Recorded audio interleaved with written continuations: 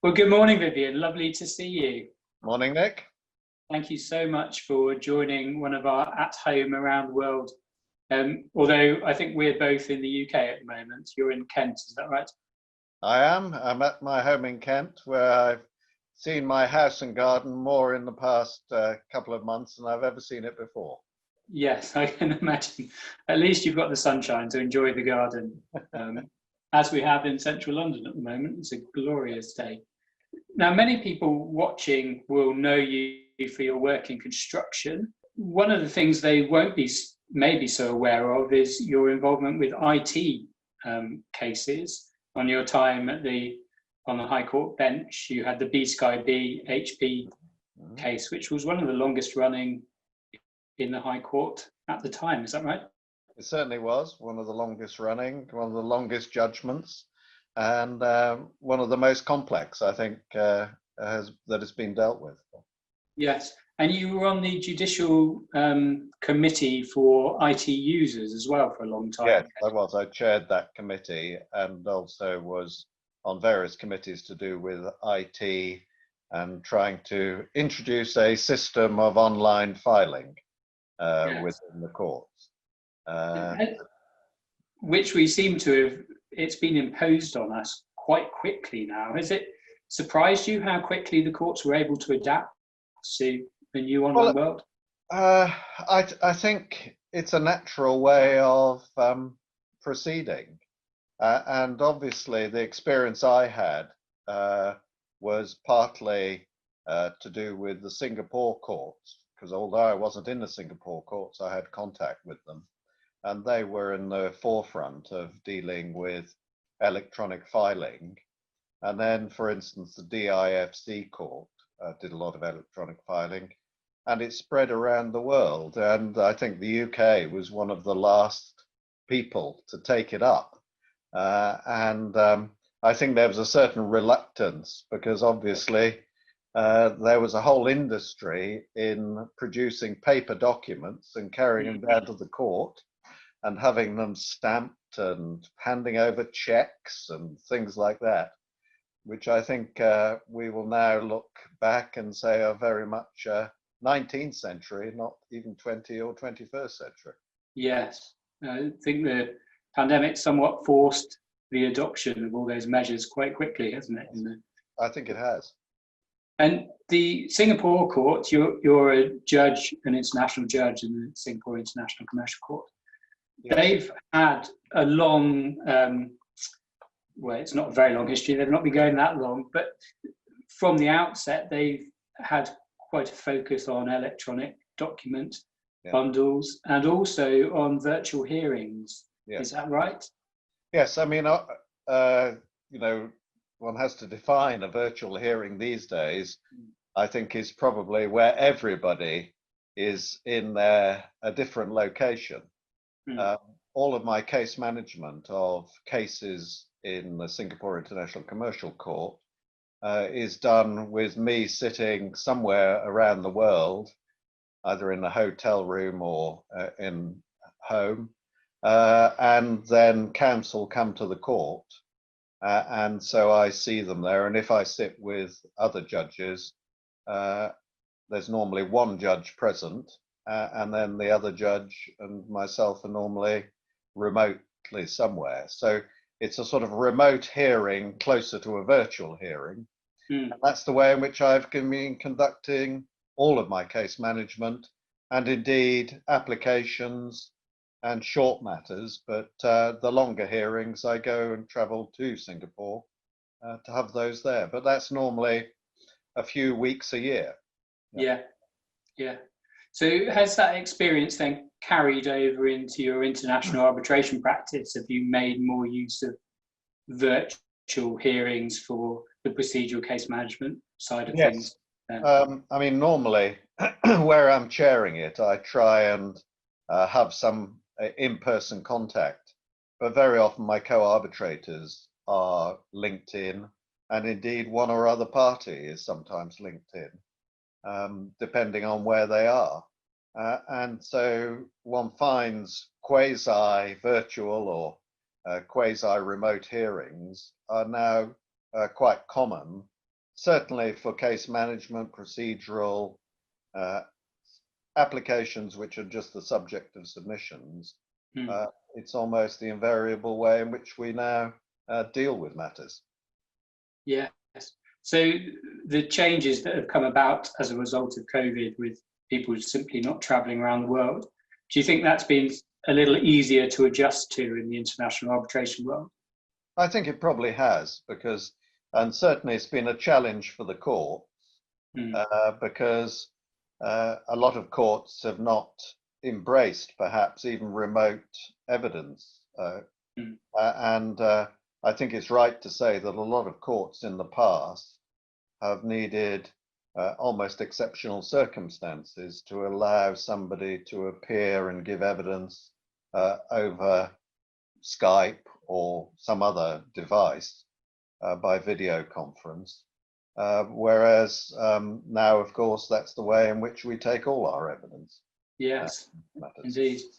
And it does, a lot of that reaction against the kind of virtual taking of evidence seem to be that you can't get the reaction of your witness as you would in person, and you can't see how they're reacting to your questions and their body language, and their facial expressions, which some people certainly put a lot of weight on as a key part of the cross-examination process.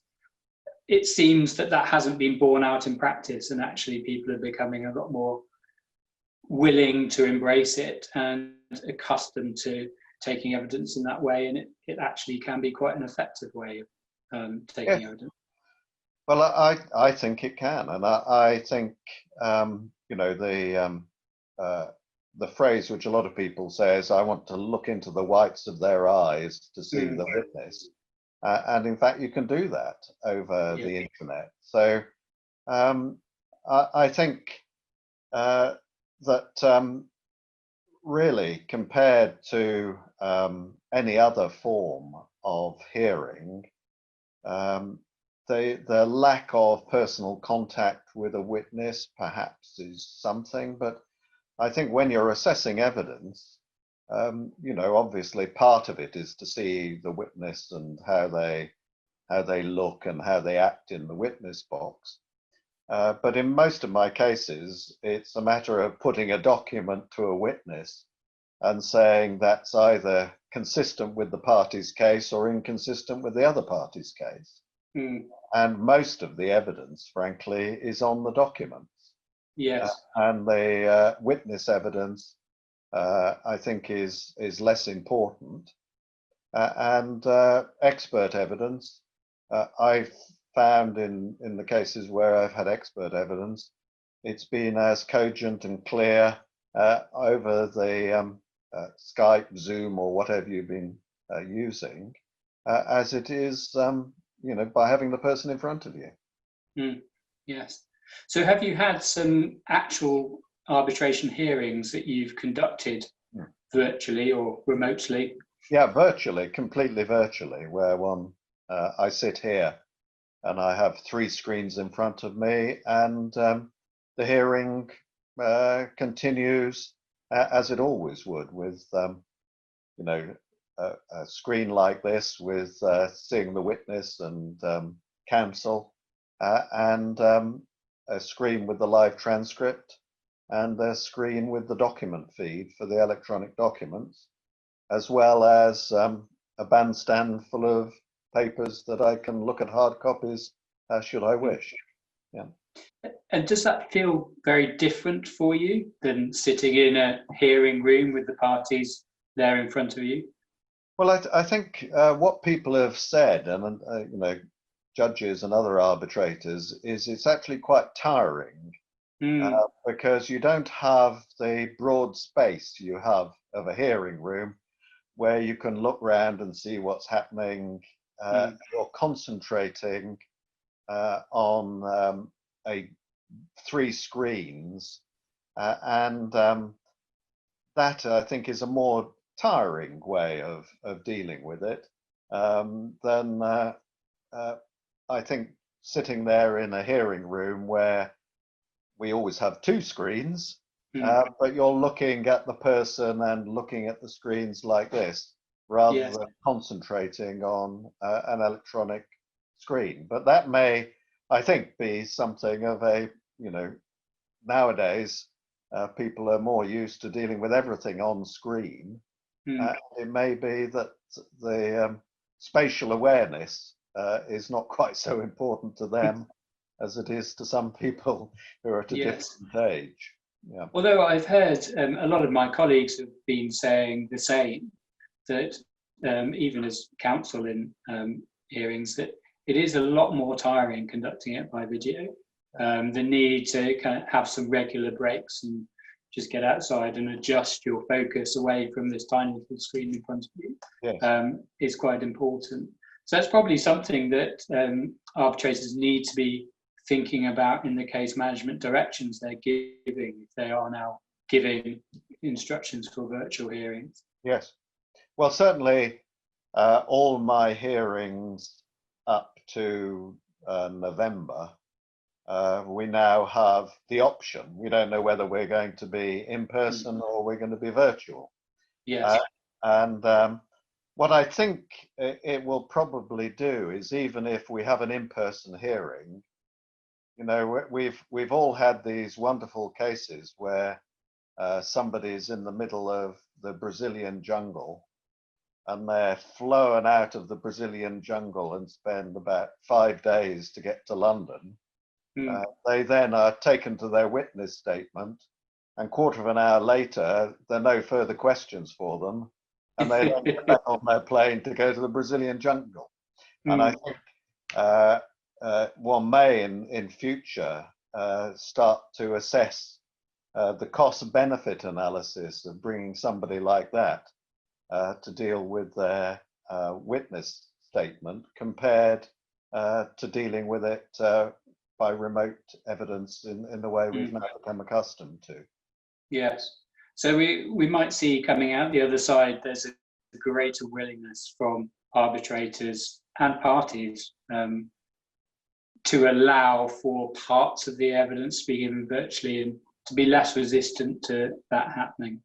Well, I think so. I mean, my experience was both in arbitration and in court that there is often quite a hoo-ha made about one party wishing to have their evidence called, and the person's either got to be on their deathbed or they've got to have some reason why they can't travel or some other major question that doesn't allow them to travel to be in person.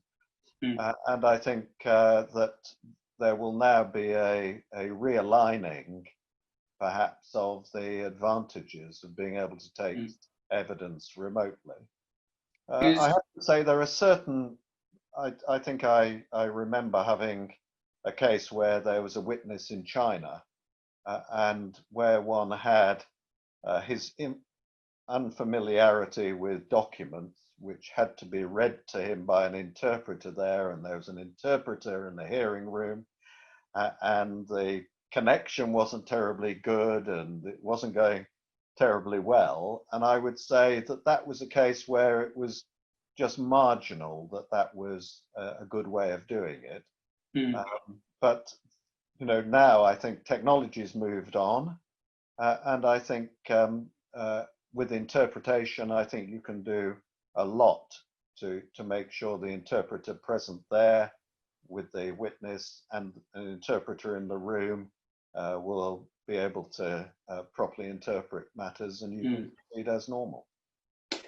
Are you making adjustments to the directions you're giving for future hearings in the way they're going to be conducted to kind of account for the new normal?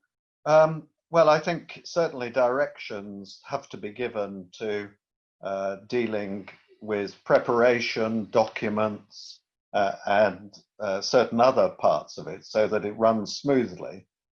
But I think the major change is dealing with witness and expert evidence. Because in a number of jurisdictions, though not in the UK, there's sequestration of the witnesses and experts. So they're not allowed to be in the room until they give their evidence, and then they can possibly stay after that. And so one wants to ensure that they know nothing about the proceedings which are going on. And obviously, it is easier for somebody to have a link somewhere where people can just listen in to the proceedings without knowing they're there. Yes. And so that's one issue. I think another issue, and I remember some years ago when I had a remote hearing and it was a former Soviet state, that we were very concerned that the witness who couldn't travel outside that former Soviet state was going to be coached in the room by somebody standing but on the opposite side of the camera. And we got the person to pick up the camera and take it round the room and get the person to sit with their back to the door. Right. And unless someone came in through the window, we knew that, or standing outside the window, we knew that they weren't going to then have their evidence dealt with. But now there's a protocol, certainly for expert evidence and for witness evidence, where you ask various questions about them and you have a search of the room virtually. And obviously one of the things which you don't know is whether the person's got an open chat so that they're being fed answers to the questions and things like that. But I think provided you get over that, then I think you're in as good a position dealing with evidence virtually as you are dealing with it in the presence of the tribunal. And do you think the institutions have a role to play in helping arbitrators and parties adjust? And we've seen a lot of protocols coming out. There was the one from South Korea. The ICC has obviously published something, and a lot of the other institutions are as well. Is that going to be helpful, or is it as much just down to the parties and the tribunal to work out something that works for their hearing and their case?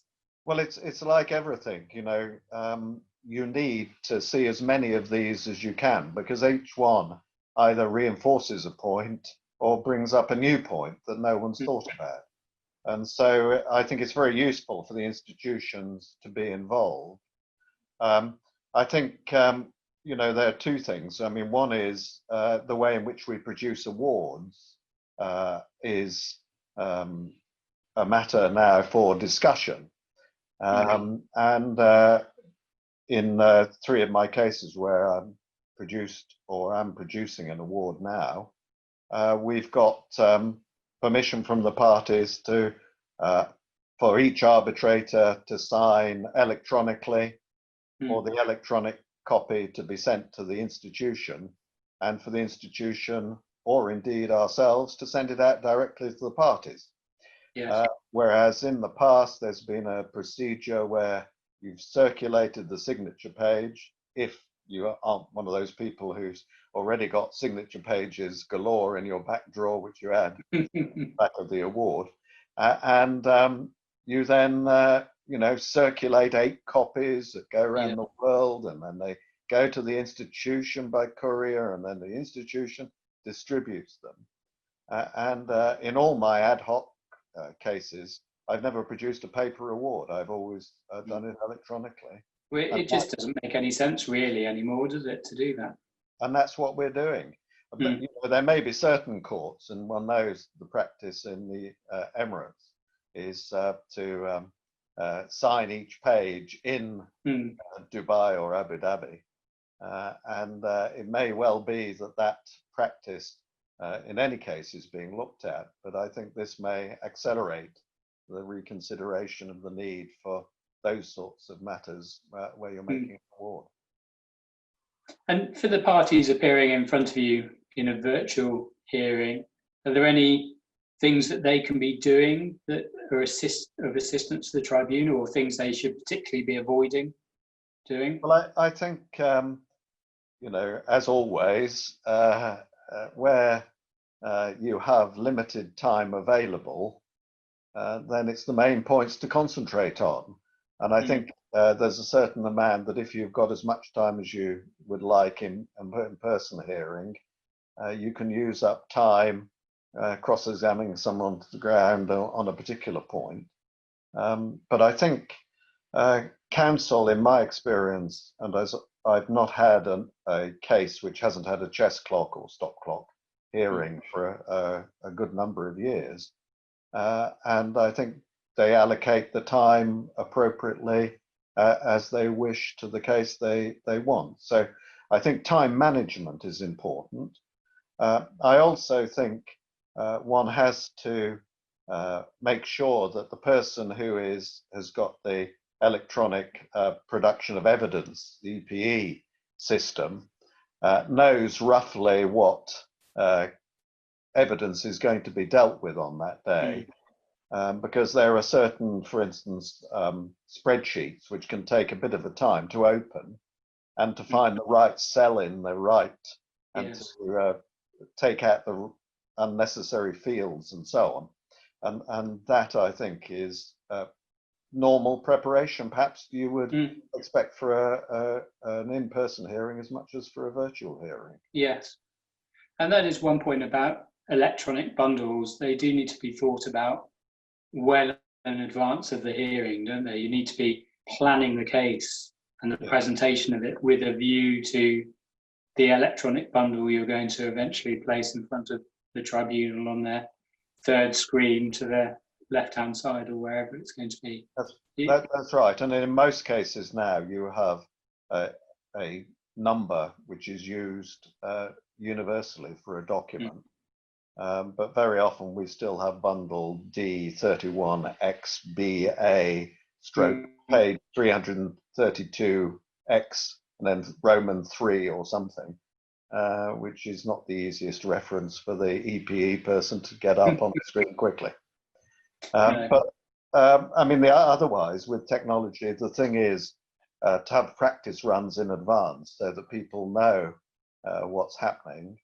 And in my experience, outages of about 5 minutes a day are to be expected when somebody's connection goes down, or somebody, for some reason, the system is overloaded and we miss a sentence that they're speaking about and things like that.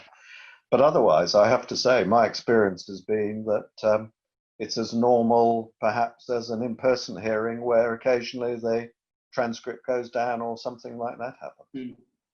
So it sounds like it's working very well for you. Are you missing the international travel? Well, I look in the sky and see the planes going to and fro, and with the flight radar app, you can now see where they're going to and from.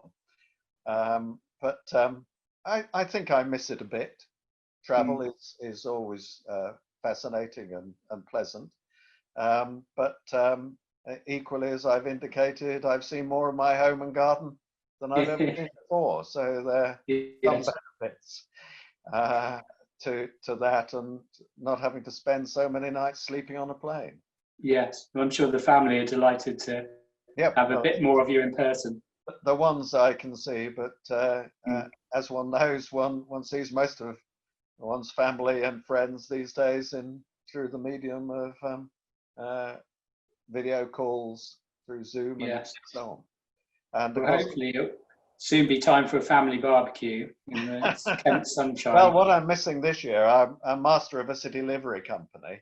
And of course, since March, we've had nothing. And so, in fact, I had arranged to be in the UK for most of the time in any case, to go to these functions. But instead, I'm staying in my study and doing everything virtually. So. Well, thank you so much for taking the time this morning to have a chat with us about the international world of arbitration. It's always good to speak to you, very enjoyable, and hopefully get to see you in person in the not too distant future. We hope so, Nick. Okay, all the very best to everyone. Good. Thank you, and you.